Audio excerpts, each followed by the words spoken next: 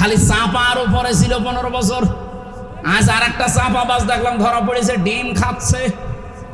এটা একটা টাটকা চাপাবাজ ছিল, সংসদেও চাপাবাজি করত।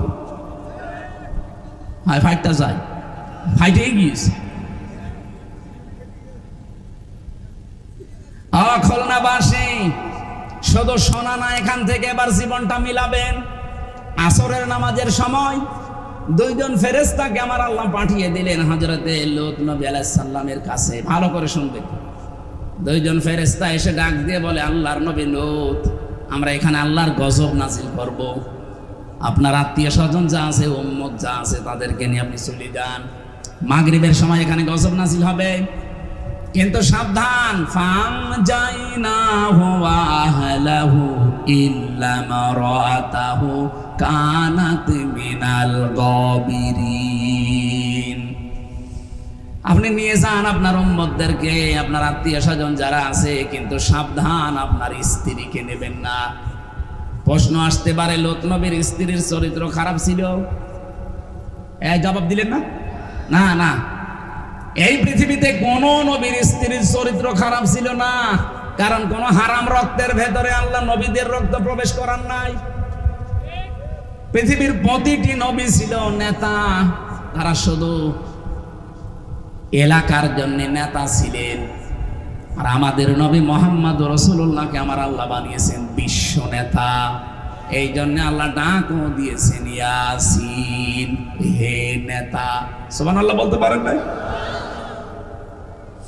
খুলনাবাসী, এখান থেকে আমি একটা শিক্ষা নিয়ে এসেছি তাফসীরের ভাষায়। নবীদেরকে আমার আল্লাহ যেহেতু নেতৃত্বের গুণাবলী দিয়েছিলেন, তারা নেতা ছিল। এই জন্য নেতা যে পেট থেকে আসবে, ওই পেটটা ভালো রাখা দরকার।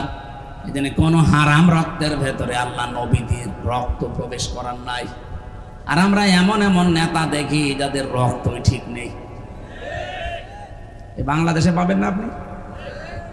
তাদের মা এক ধর্মের, বাবা এক ধর্মের। কি করে জন্ম দো আসলা? আরে ভাই, যে কোনো এক ধর্মের হন, আপনি বাবা এক ধর্মের, মা আর এক ধর্মের। জেলে থাকাকালীন আমাকে 3 বছর একাধারে 24 ঘন্টা এক ঘরের ভেতরে তালা লাগিয়ে রেখেছিল। সিসি ক্যামেরা দিয়ে আমার কাছে কেউ আসতো না ভয়ে, বিশেষ করে আমার আর মামুনুল হকের কাছে। আসলে ওরা রিপোর্ট করতো উপরে যে এদের সাথে গোপনে ষড়যন্ত্র করছে কেউ। কারারক্ষীরা আসতো, তাও দূর থেকে সালাম দিত ইশারা দিয়ে, কারণ ক্যামেরায় আবার দেখা যায়। ওখান থেকে একদিন বললাম এক কারারক্ষীকে যে, ভাই সব সময় বন্দি করে রাখেন, কথাও তো বলতে দেন নাই 3 বছর, কারোর সাথে কথাও বলতে দেয়নি। আপনি একটা বই নিয়ে আসেন, একটু পড়ি, সব সময় বসে থাকতে ভালো লাগে না, একটা কাজ দেন। জ্বালানা দিয়ে, দরজা দিয়ে তো দেখা যায় কত মানুষ হয় যে কোপাকুপি করছে, জমিন কোপায়, বিভিন্ন রকমের জিনিস লাগায়। তাই আমার একটু কাজ দেন, অন্তত তোমার একটু ভালো লাগবে। না, একটা বই নিয়ে এসে দেন। আল্লাহ ওই দিন থেকে বই নিয়ে এসেছে বঙ্গবন্ধুর আত্মজীবনী। ছাতা পড়ি করবো না, হুজুরের ভেতরে জিনিস আছে। এদের সময় যেহেতু কাটে না, সারাদিন সারা রাত ওইটা একই পড়তাম। পুরাটা কয়েকবার শেষ করলাম। বললাম, ভাই আর একটা বই নিয়ে আসেন। বই নিয়ে এসেছে বঙ্গবন্ধুর ছেলেবেলা। ও, শুধু ওই বঙ্গবন্ধু, আর কোনো বই নেই। পরের সপ্তাহে আর একটা বই দিয়েছে বঙ্গবন্ধুর চীন সফর। বললাম, আপনার আর বই নিয়ে আসার দরকার। ওই যে পাশের সেল আছে, হিমেল বিল্ডিং এ থাকে এটিএম আজহারুল ইসলাম, ওনারা যে বলবেন হামজা বই চেয়েছে, দেখবেন বই কারে বলে দেবে।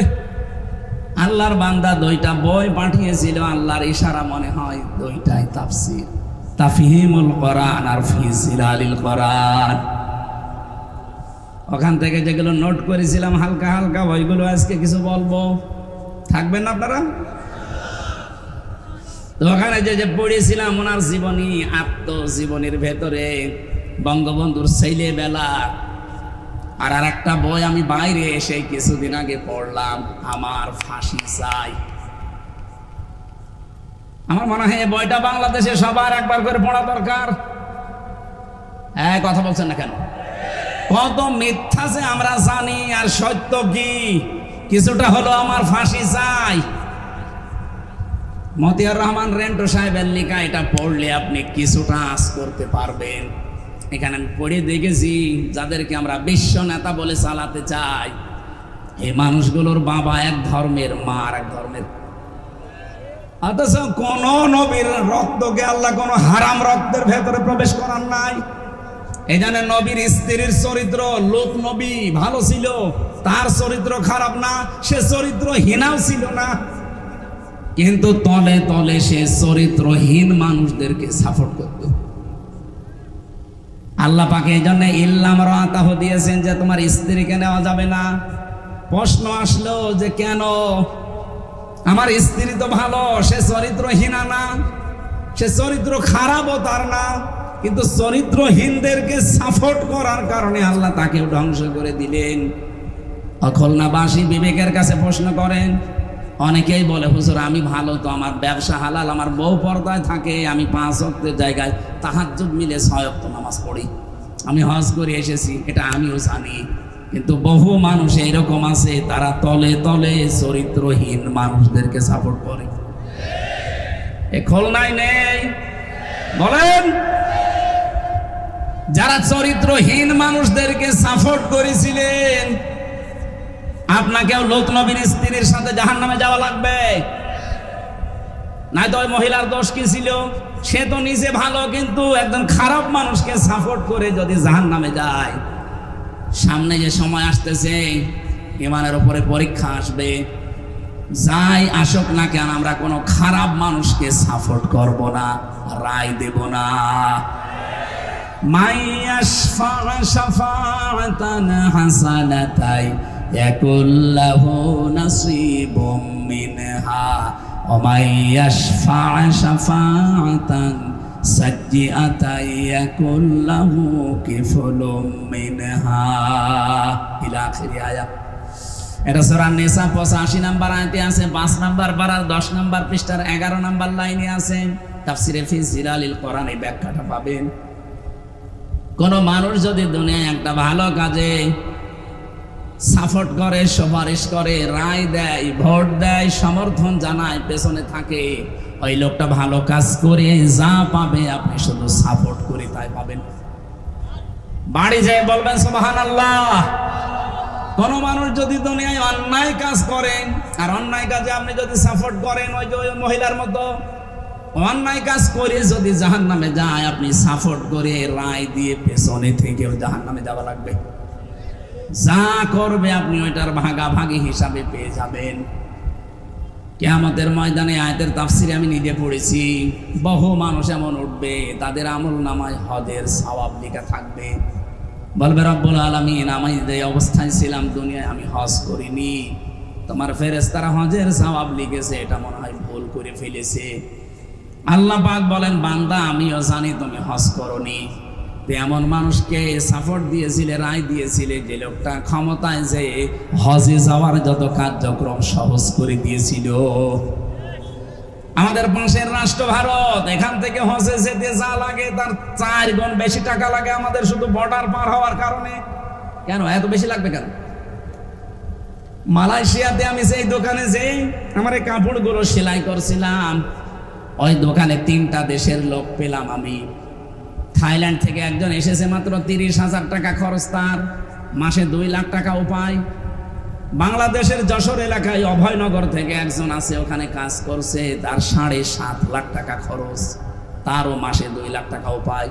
পাকিস্তান থেকে একজন এসেছে, তার উপায়, তার খরচ হয়েছে 2,20,000 টাকা বাংলাদেশের টাকায়, তারও উপায়। ওই দর্জির দোকানে 4 জনে কাজ করছে, তারও উপায় মাসে 2 লাখ টাকা। ভারত থেকে একজন গেছে, তার খরচ হয়েছে 1,20,000, 1,20,000, 2,20,000 আর মাত্র 30,000। আর আমাদের বলেন 7.5 লাখ, অথচ 4 জনের উপায় কিন্তু 2 লাখ করে প্রতি মাসে মাসে। আপনি হিসাব করে বলেন তো, এটা বৈষম্য না? এক কথা বলেন না কেন? কত বড় বৈষম্য! আমি 7.5 লাখ টাকা খরচ করে আমার উপায় মাসে 2 লাখ, আর ওই লোকটা মাত্র 30,000 টাকা খরচ করে ওর মাসে 2 লাখ। কেউ 1,20,000 টাকা খরচ করে দাদাদের দেশ থেকে গিয়েছে, তারও 2 লাখ। পাকিস্তান থেকে 2,20,000-এ আসে, তারও 2 লাখ। ওনারে বললাম যে ভাই এত ডিফারেন্স কেন খরচ? অথচ বাংলাদেশ, আমরা ভারতের আর আমরা তো পাশাপাশি। কলকাতা থেকে একজন যদি যায় আর এই যশোর থেকে খুলনা থেকে একজন যদি যায়, রাস্তা প্রায় সমান সমান, মালয়েশিয়ার সমান না? এত খরচ বেশি কেন? এখানে 3 জন টাকা খায়, সালমান এফ রহমান আর শেখ হাসিনার ছোট বোন রেহেনা, আর একজন মন্ত্রীর নাম বললো। এই 3 জন এখানে ভাগ বসায়। খরচ আমাদের ওই 1,20,000 হলে আমরাও আসতে পারি, বাকি এই 5.5 লাখ 6 লাখ টাকা ওই আল্লাহর ওরে দেখায়।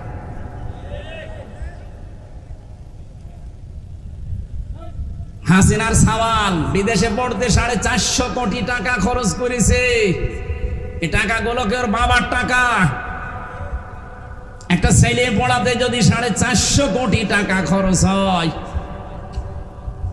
শুধু বান্ধবীদের পেছনে আল্লাহর রাস্তায় উড়িয়েছে টাকা। না, এইটা আর হতে দেওয়া যাবে না সামনে। এই জন্যই তো কালাম ভাই এই কথায় তুলে ধরেছিলেন, আরে ভাই আপনি এমন মানুষকে কেন সাপোর্ট করবেন যে লোকটা ক্ষমতায় যে 620টা বাড়ি বানাবে?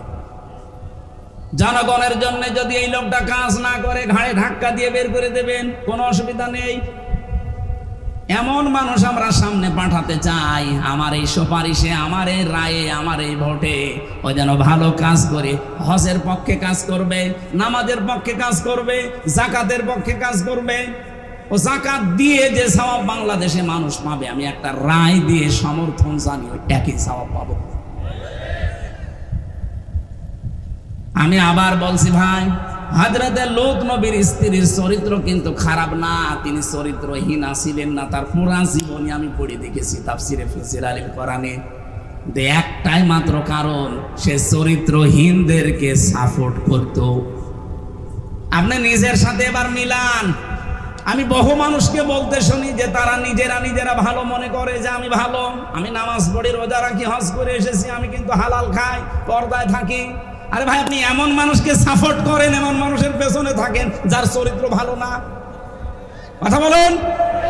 যে লোকটা চাঁদাবাজির সাথে জড়িত, যে লোকটা মদ খায়, রাত 9টার পরে যে লোকটার মাটিতে ঠিক মতো পা পড়ে না, রিকশা ছাড়া বাড়ি যেতে পারে না, এমন মানুষ বাংলাদেশে ছিল না? আমি আপনাকে বাঁচাতে চাই। ফানজাইনাহু ওয়া আহলাহু ইল্লা মারাতাহু কানাত মিনাল গাবিরিন। এই আয়াত কিন্তু কিয়ামতে আপনার বিপক্ষে যাবে। এজন্য আমরা সাবধান এখন থেকে। এমন মানুষকে সাপোর্ট করা যাবে না, পেছনে থাকা যাবে না যে এই লোকটার চরিত্র আসলে ভালো না। আপনি যাই মনে করেন না কেন, এটা যদি আপনার কাছে দুনিয়ার কথা মনে হয়, হ্যাঁ এটাই দুনিয়ার কথা। এটা যদি রাজনীতির কথা মনে হয়, এইটাই রাজনীতির কথা। এটা যদি ধর্মের কথা মনে হয়, এইটাই ধর্মের কথা। আপনি না বুঝলেও আমি যেহেতু বুঝেছি, কোরআন তাফসির পড়ে আমি বোঝালাম, আপনি এখন চেষ্টা করেন বোঝার। সূরা আরাফের 83 নম্বর আয়াতটা আপনি নিজের জীবনে মিলাবেন। লূত নবীর মতো এত বড় দামি নবীর স্ত্রীকে আল্লাহ ক্ষমা করেন না, আর আপনাকে আল্লাহ মাফ করে দেবে। কিছু লোক উঠবে আমলনামায় যে লেখা থাকবে জেনার গুনাহ। লোকটা বলবে আল্লাহ ফেরেশতারা ভুল করেছি, আমি তো জীবনেও জেনা করিনি। আল্লাহ বলেন আমি জানি জেনা তুমি করনি, আমি জানি, কিন্তু এমন মানুষকে রায় দিয়েছিলে, এমন মানুষের পেছনে স্লোগান দিতে থাকতে, যেই লোকটা ক্ষমতা পেয়ে জেনার লাইসেন্স দিয়েছিল, এ দেশে দেয়নি। কথা বলেন। আজ সুর তুলছে, সেনা যারা করছে পতিতালয়ে, তাদেরকে শ্রমিকের মর্যাদা দেওয়া লাগবে। আরে ভাই শ্রমিকের মর্যাদা যদি তাদেরকে আপনি দিতে চান, কিছুদিন পরে ডাকাত বলবে যে আমাদেরকেও শ্রমিকের মর্যাদা দিন, কারণ আমরাও কাজ করে খাই। কি ডাকাতি করা শ্রমের কাজ না? কত বড় বিশাল গাছ 4-5 জন ধরে রাস্তায় ফেলে রাখে, গা ঘেমে যায়। আমি একবার ধরা পড়েছিলাম এই আশাশুনি থেকে যাওয়ার সময়, রাস্তায় দেখি রাত 1টার সময় বিশাল গাছ ফেলা। আমি কাজ খুলে দিলাম, মুখ বের করে দেখি ওর মুখ বাঁধা, হাতে বড় ছুরি। ওর দৃশ্য দেখে আমি ভয়ে টাকা আগে বলছি নিন। আমারে বলছো হুজুর আপনার টাকাও নেব, আল্লাহ মাফ করবে। তাড়াতাড়ি আল্লাহ মাফ করবে মানে এত বড় গাছ ফেলে বসে আসো, তাড়াতাড়ি টাকা নিয়ে আমার গাছটা তুলে গাড়িটা ছেড়ে দাও। না, আপনার টাকা নেব না। আমার ওইদিন টাকাও কম দিয়েছিল, এই জন্য টাকা ফেরত দিয়েছে। বলেন, আমি তাদের চেহারার দিকে তাকিয়ে দেখেছি তারা ক্লান্ত, কারণ সারা রাত তারা এভাবে জেগে আছে। এত পরিশ্রমের কাজ, এত কষ্টের কাজ, ওরা 2 দিন পরে যদি বলে আমাদেরকেও শ্রমিকের মর্যাদা দেওয়া লাগবে, আমরা ডাকাতি করে খাই, কি বলতে পারে না? কমিশনে বসে বসে এই সমস্ত রিপোর্টগুলো দিয়েছিল, সব রিপোর্টগুলো এখন বাতিল ঘোষণা সামনে আসতেছে, কারণ এগুলো একটাও জমা দেওয়ার মতোই না। আমার মাঝে মাঝে 318 পৃষ্ঠাটা পড়া আমি পড়ে দেখেছি। আমার মাঝে মাঝে এদের লেখাগুলো দেখলে মনে হয় এগুলো মেয়াদ উত্তীর্ণ গাঁজা খাওয়া মানুষ।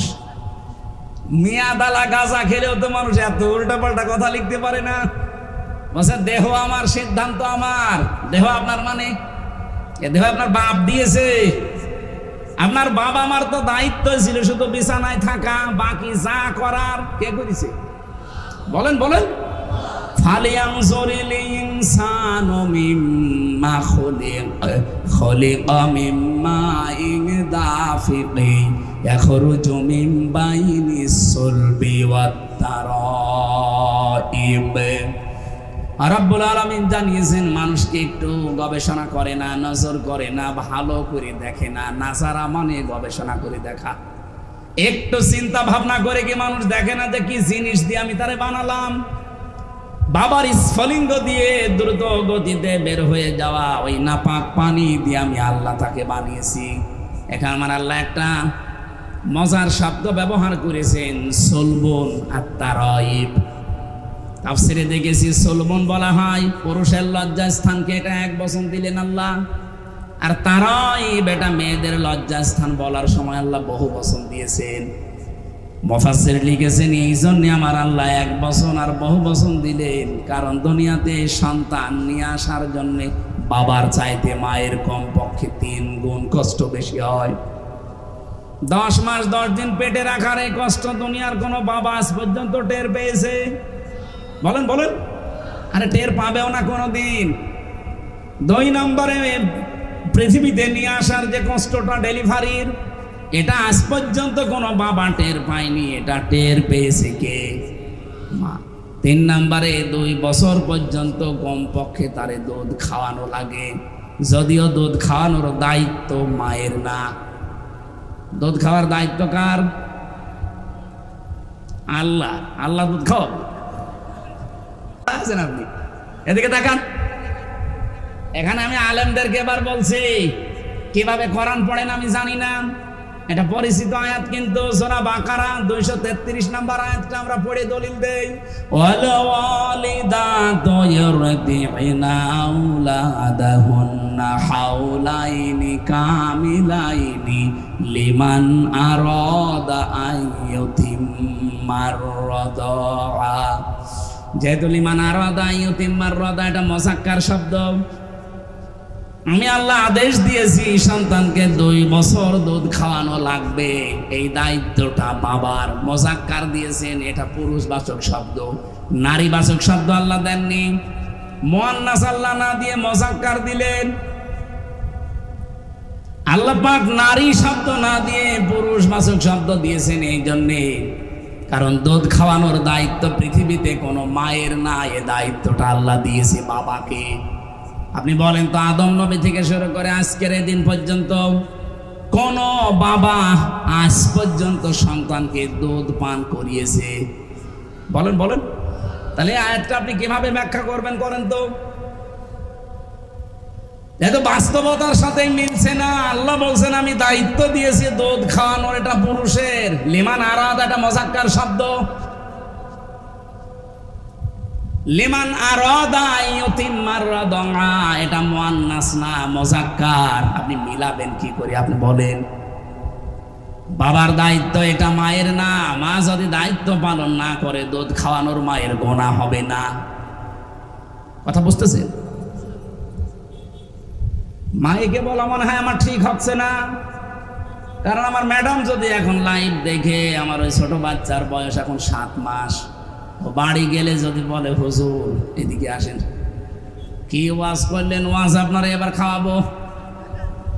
কারণ মেয়ের দুধ খাওয়ানোর দায়িত্ব বাবার, আমার না। আপনার মেয়ে আমি দুধ খাওয়িয়ে দেব, কিন্তু বছরে বছরে 10 লাখ টাকা দেওয়া লাগবে, না আপনার মেয়ে আপনি নিয়ে যান। মেয়েটা মুসিবতে পড়ে যাবো না, মাইকে বলবো না, থক্কু। সম্মানিত মা বোনেরা, আসলেও দায়িত্বটা আপনার না, বাবারই দায়িত্ব। আপনার আছে, দয়া করে পালন করে দেন, এই জন্য আপনাদেরকে ধন্যবাদ। নবীজিও জানিয়েছেন, কোন মা যখন সন্তানের মুখে প্রথম ফোঁটা দুধ দেয়, একটা মরা মানুষ চিন্তা করে দিলে যে সওয়াব হয়, ওই সওয়াব আল্লাহ মাকে দান করেন। আপনাদের যে তারাইবের বহু বচন বলছিলাম, এমনি এমনি আপনাদের মর্যাদা আল্লাহ বাড়িয়ে দেননি। ডেলিভারির কষ্টটা এক, দুধ খাওয়ানো এক, আর পেটে রাখা এক, এই 3টা কষ্টের কারণে দুনিয়ায় যত বাবা আছে, বাবাদের তুলনায় কম পক্ষে 3 গুণ মর্যাদা আপনাদের বেশি। বলেন সুবহানাল্লাহ। দুঃখজনক হলেও সত্য, বহু জায়গায় এখন আমরা দেখতে পাচ্ছি হাজারো পরিবারে এই মায়ের মর্যাদা 3 গুণ না, 1 গুণও সন্তান আমরা দিতে পারছি না। কথা বলছেন কেন? মায়ের এই মর্যাদা 3 গুণ যেখানে দেওয়ার দরকার, বাবার চাইতে 1 গুণও দিতে পারছি না। আর এর পেছনে দায়ী অধিকাংশ পরিবারে তার বউগুলোর কারণে সন্তান মন থেকে চাইলেও পারে না। সেদিন আমি রাঙ্গামাটি গিয়েছিলাম জেলখানায় যাবার আগে। আসার সময় দেখি একটা বৃদ্ধাশ্রম। কমিটির লোককে বললাম, আমার একটু নিয়ে চলো দেখি, কারণ বৃদ্ধাশ্রম দেখার আমার খুব শখ। ভেতরে যেয়ে দেখি কলেজের এক অধ্যাপক, বিসিএস ক্যাডার, উনি পা ধরে কাঁদতেছে মায়ের। ওর মা বলছে, বাবা আমি যখন মারা যাব, আমার মাথার উপরে যে ফ্যান আছে, এই ফ্যানটা পাল্টিয়ে নতুন ফ্যান লাগিয়ে দিবি, এই ফ্যানটা চলে না। ছেলেটা কৌতূহলে জিজ্ঞাসা করছে, মা তুমি তো মরে যাবে, তখন আবার ফ্যান কি হবে? মা বলছে, বাবা আজ 3 মাস আমি এখানে আছি, এই ফ্যানটা ভালো ঘোরে না।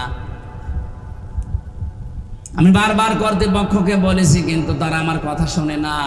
আমার মনে হয় তুই আমার সাথে যে আচরণ করলি, এই কিছুদিন পরে তোর সন্তান তোর এখানে রেখে যাবে, কিন্তু তোর তো ঘুম হবে না ফ্যান ছাড়া। ছোটবেলা থেকে তোকে আমি বাতাস দেওয়া ছাড়া ঘুম পাড়াতে পারি না, তোর কষ্ট হয়ে যাবে, এই জন্য তোকে আগে থেকে সতর্ক করলাম, ফ্যানটা আগে পাল্টিয়ে দিস, তোরই উপকার হবে। হঠাৎ দেখি ওর মা ওর হাতের ওপরই মরে গেল। কান্নাকাটি করছিল, আর আমার দিকে তাকিয়ে বলছে, হুজুর আমার দিকে আপনি খারাপ ধারণা করবেন না, এই দোষ শুধু আমার একা না, এই দোষ আমার বউ। আমার 2টা ছেলে মেয়ে আছে, তাদের মুখের দিকে তাকিয়ে আমি তালাকও দিতে পারি না।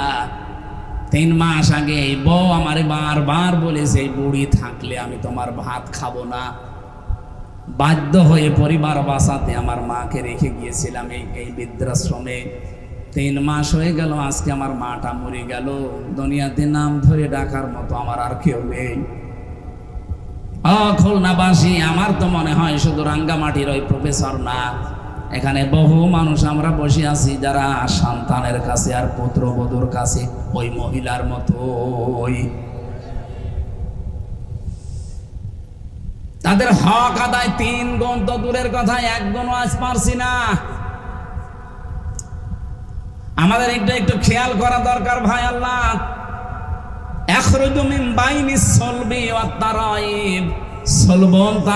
এমনিতেই দেয়নি এগুলো। যারা আজ বললেন যে দেহ আমার, সিদ্ধান্ত আমার, এটা কোরআনে কারিমের ব্যাপারে তহমত দেওয়া, আপনি মনে হচ্ছে কোরআনের বিরুদ্ধে মামলা দিয়েছেন। আপনি কি করে বলতে পারেন যে দেহ আমার, সিদ্ধান্ত আমার? দেহ আল্লাহর সিদ্ধান্ত। বলেন বলেন। হালাতা আলাল ইনসান হাইনুম মিনাদ দাহরি লাম ইয়াকুন শাইয়াম মাযকুরা। মানুষকে একটু চিন্তা করে না যে দুনিয়ায় আসার আগে উল্লেখ করার মতো কিছু ছিল না। দুনিয়াতে ওর এমন সময়ও গেছে, এই পৃথিবীতে আসার আগেও যে উল্লেখ করবো যে হামজা, এরকম উল্লেখ করার মতো কিছু ছিলাম। সুতরাং এই কথাগুলো যারা দিয়েছেন সবগুলো ইসলাম বিদ্বেষী কথা, কোরআনের বিরুদ্ধে কথা। আমরা চাই এগুলো মানা দূরের কথা, ডাস্টবিনে নিক্ষেপ করা দরকার। সুতরাং এমন মানুষকে যদি আপনি সামনে ঠেলে দেন, যে মানুষ যে আল্লাহর কোরআনের বিপক্ষে অবস্থান নেবে, জেনা ব্যভিচারের রাস্তা আরো উন্মুক্ত করে দেবে, আপনি যদি এরকম মানুষকে সাপোর্ট করেন, পেছনে থাকেন, কিয়ামতে যখন উঠবেন দেখবেন জেনার গুনাহ লেখা আছে আমলনামায়। বলবেন আল্লাহ আমি তো ভালো ছিলাম, জেনা করিনি কোনোদিন, আমার মনে আছে, ফেরেশতারা বানিয়ে লিখেছে। আল্লাহ তখন এই প্রশ্নের জবাবে বলবেন আমি জানি জেনা করনি। এমন মানুষের পেছনে ছিলে, এমন মানুষকে সাপোর্ট দিয়েছিলে, রায় দিয়েছিলে, ভোট দিয়েছিলে, যে লোকটা সিআর পেয়ে জেনা জারি করে দিয়েছিল লাইসেন্স দিয়ে। এমন মানুষকে সামনে পাঠানো লাগবে যারা বাংলাদেশে জেনার অনুমতি দেবে। কথা বলেন না কেন? এটা তো ফেরেশতারা করবে নাকি? এ কথা বললে যে আপনি রাজনীতি মনে করেন, আপনি যে ধরা খাবেন আপনি টের পাচ্ছেন। লূত নবীর স্ত্রী ধরা খেয়ে বসে আছে। বাংলাদেশে বহু মানুষ এগুলো বোঝার পরও না বোঝার ভান করে ধরা খেয়ে বসে আছে। যারা যেভাবে চলে যাচ্ছে আপনি তাকান তাদের দিকে, আমার মনে হয় কবর খুঁড়লেও আপনি শাস্তি দেখতে পাবেন। বারবার আপনাকে বাঁচানোর জন্য আমার কি দরকার ছিল এগুলো কথা বলার? আমি তো কোরবানির আয়াত পড়েছি, কোরবানির দিকে চলে যেতে পারতাম, কিন্তু আমি কোরআন হাদিস যা পড়ে বুঝতে পারছি এদেশে বহু মানুষ অন্যায় চরিত্রহীন খারাপ মানুষকে শুধু সাপোর্ট দিয়ে জাহান্নামে চলে যাচ্ছে, ওই লূত নবীর স্ত্রীর মতো। আল্লাহ আমাদের সবাইকে যেন অন্তত বোঝার মধ্যে সম্মতি দান করেন, বলেন আমিন। প্রথম কথায় কি বুঝলাম? এই দুনিয়াতে যদি কেউ কোরআনের পেছনে সময় এবং সম্পদ ব্যয় করে, কিয়ামতের দিন তার জবাব আল্লাহর কাছে দেওয়া লাগবে। বলেন বলেন। আপনি সে জন্মের পর থেকে কিন্তু এটা শুনছেন যে জবাব জবাব, বোঝেন এটা কি?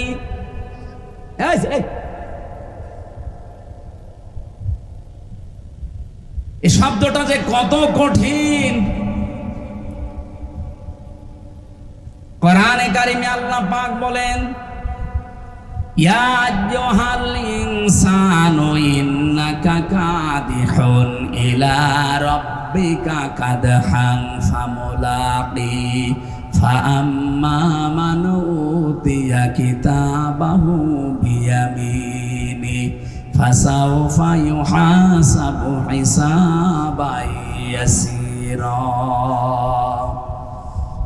আমি জায়গা মতো আসবো, একটা কথা শুধু শিক্ষা দেওয়ার জন্য এই শব্দের ভেতরে আছে। এই জন্যে আল্লাহ রাব্বুল আলামিন যেই মানুষটার হিসাব ইয়াসীরা সহজ করে দেবেন, নবী যেই শব্দের ব্যাখ্যা করতে গিয়ে যে জানিয়েছেন সহজ হিসাব কি বোঝো তোমরা? সাহাবীরা বললেন আল্লাহ রাসূল ভালো জানে। তিনি বললেন সহজ হিসাব হচ্ছে ওইটা, আল্লাহ যদি কাকে মাফ করতে চায় আস্তে করে তাকে পর্দার আড়ালে ডেকে নিয়ে ঘিরে ফেলবে কুদরতের চাদর দিয়ে, আস্তে করে ঘিরে নেবে ময়দান থেকে আলাদা করে। যদি আল্লাহ কাউকে হিসাব ইয়াসীরা দান করতে চায়, যে তোর হিসাবটা আমি সহজ করে দেব, আস্তে করে ঘিরে ফেলবে ফেরেশতাদেরকে দিয়ে।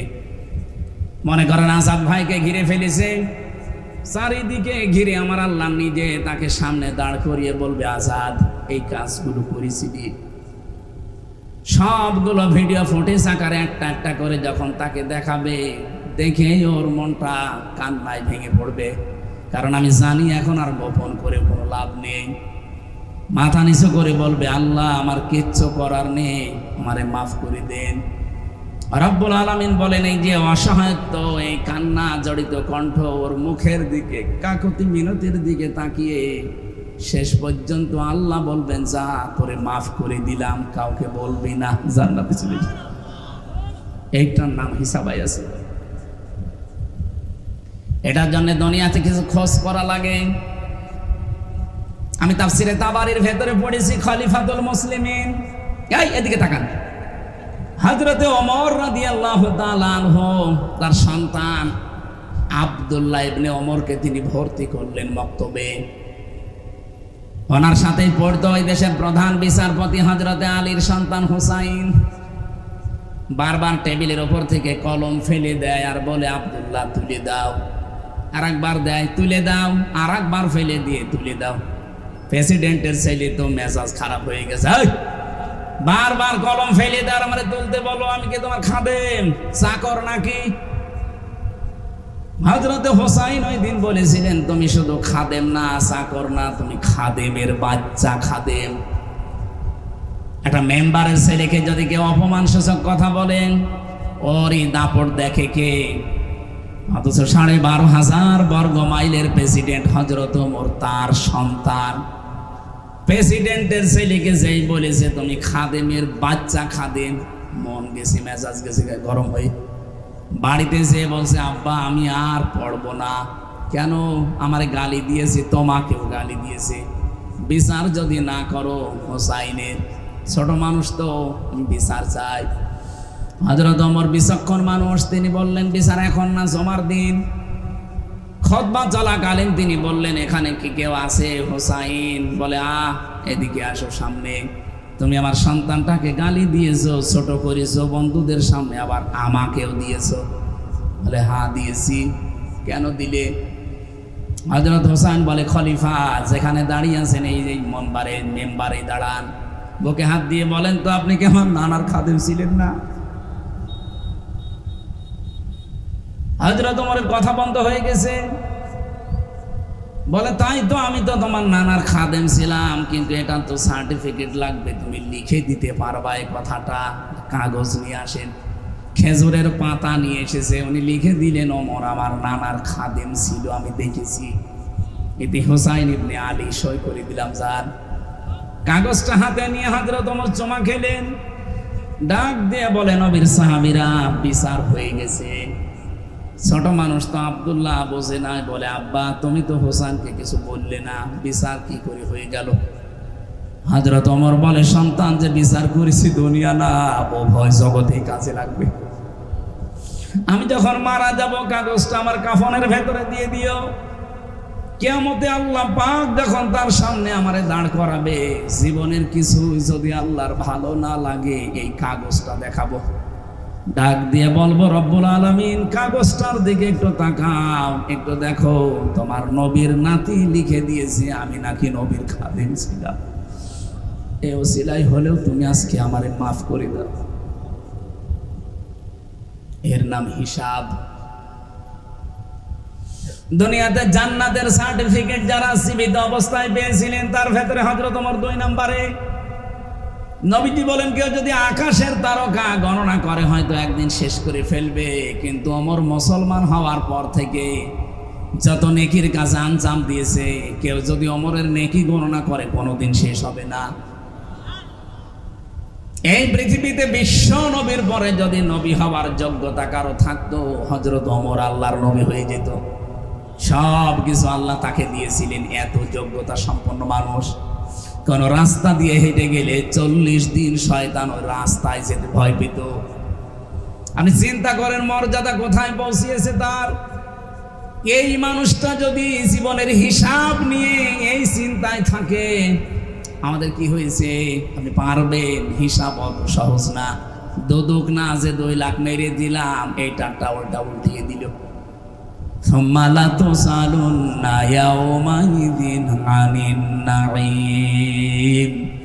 আল্লাহ প্রতিটি নিয়ামতের পুঙ্খানুপুঙ্খানু জিজ্ঞাসা করবেন।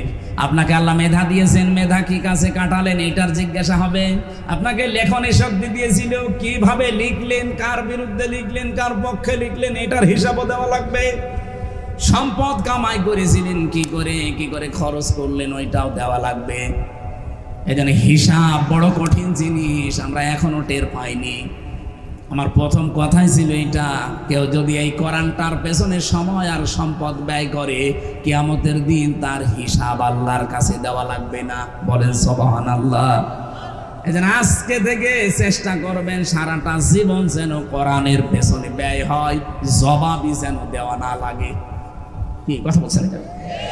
2 নম্বরে, পরিবারস্থ লোকদের জন্য যদি খরচ করেন, জবাব দেওয়া লাগবে না।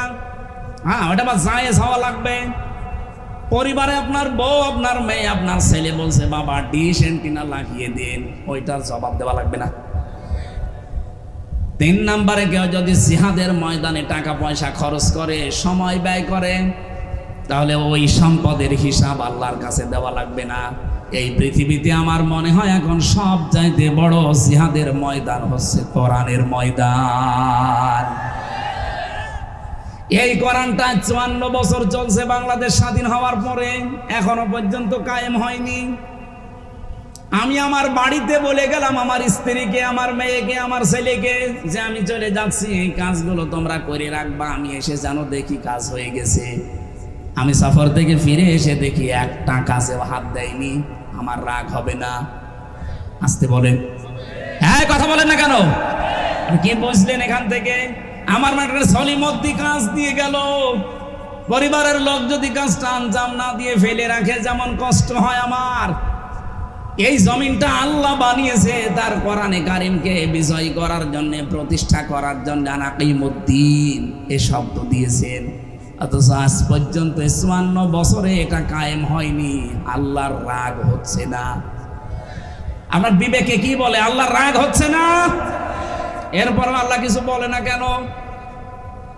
ওনারা কিন্তু সত্যিই বলছে, আমার যেমন রাগ হয়েছিল পরিবারে ফিরে যে যাই একটা কাজও করো নাই, ফেলে রেখেছো। আল্লাহরও রাগ হচ্ছে যে 54টা বছর তোরা স্বাধীন হলি, 92 মুসলমান তোরা এখানে বাস করিস, এর পরেও কেন এটা কায়েম হয়নি? দেশটা স্বাধীন হওয়ার পর থেকে যে মানুষগুলো স্বাধীনতা পাওয়ার জন্য চেষ্টা চালিয়েছিল, এই দেশে কিছু কোলাঙ্গার সেই জাতির শ্রেষ্ঠ সন্তানদেরকে এখন কালার করার জন্য, ডিভাইডেড করার জন্য চেষ্টায় আছে। যুদ্ধ হওয়ার পরে 71 সালের 72 সালে আপনি যান, ইতিহাস আমি আজকেও পড়লাম, অধ্যাপক গোলাম আজম রহমতুল্লাহ আলাইহি সৌদি আরবে গিয়ে ওই সময় যিনি সৌদির বাদশাহ ছিলেন তাকে বলেছিলেন যে আপনি বাংলাদেশকে স্বীকৃতি দেন। সৌদির বাদশাহ ওই সময় বলেছে না, আমি দেব না, কারণ দেশটাতে বঙ্গবন্ধু ধর্ম নিরপেক্ষ মতবাদ কায়েম করেছে, আর যেটা ভারত চায় সেইটাই চলছে, আমি এ দেশের স্বীকৃতি দেব না। উনি ওই দিন প্রায় 1 ঘন্টা 10 মিনিট ধরে তাকে বুঝিয়েছিলেন যে আপনি শুধু বঙ্গবন্ধু আর ভারতের দিকে তাকিয়ে যদি দেশটার স্বীকৃতি না দেন, এখানে 92% মুসলমান বাস করে। এই মুসলমানগুলো আস্তে আস্তে দিন যত যাবে তারা ধর্ম নিরপেক্ষ মতবাদের এই চাপায় পড়ে শেষ পর্যন্ত ওরা আল্লাহর সাথে শিরিক করবে। আপনি কিয়ামতে জবাব দেবেন কি? আপনি জবাব দেবেন কি বলেন? উনি যখন জবাব দিতে পারে না, উত্তর দিতে পারে না, শেষ পর্যন্ত বলেছে ঠিক আছে আমি স্বীকৃতি দিলাম।